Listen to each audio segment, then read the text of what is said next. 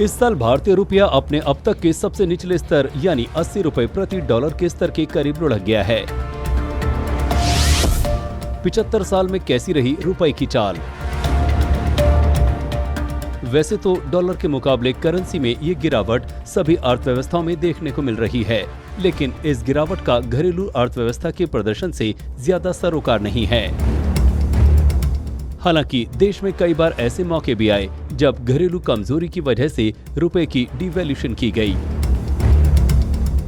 1947 में भारतीय रुपया डॉलर के बराबर था। पहली बार सितंबर 1949 में रुपए की वैल्यू को 4.75 रुपए प्रति डॉलर पर किया गया।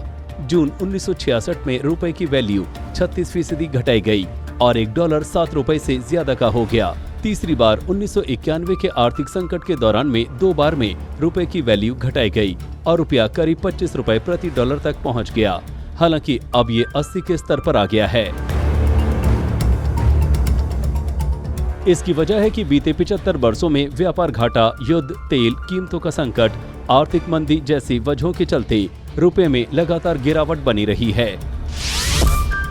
विदेशी मुद्रा भंडार में भारी बढ़ोतरी। फिलहाल दुनिया भर की अर्थव्यवस्थाओं की मजबूती इस आधार पर तय हो रही है कि उसके पास विदेशी मुद्रा भंडार कितना है। इस मामले में भारत की ग्रोथ काफी तेज रही है। देश का विदेशी मुद्रा भंडार फिलहाल 46 लाख करोड़ रुपए के पार निकल गया है। ये दुनिया का 5वां सबसे बड़ा विदेशी मुद्रा भंडार है। लेकिन आजादी के बाद से लंबे समय तक देश के हालात विदेशी मुद्रा भंडार के मामले में काफी कमजोर रहे हैं। 1950-51 में देश का फॉरेक्स रिजर्व महज 1029 करोड़ रुपए के स्तर पर था। 1991 तक विदेशी मुद्रा भंडार की स्थिति बेहद नाजुक हो गई थी और तब भारत के पास महज 3 हफ्ते के इंपोर्ट के बराबर ही विदेशी मुद्रा भंडार था। लेकिन इस संकट ने तब की सरकार को देश में आर्थिक सुधारों की शुरुआत करने का संदेश दिया। सुधारों के इस सिलसिले का ये फायदा हुआ कि अब देश का विदेशी मुद्रा भंडार ऊंचे फ्यूल बिल के बावजूद 10 महीने से ज्यादा के इंपोर्ट बिल के लिए काफी है।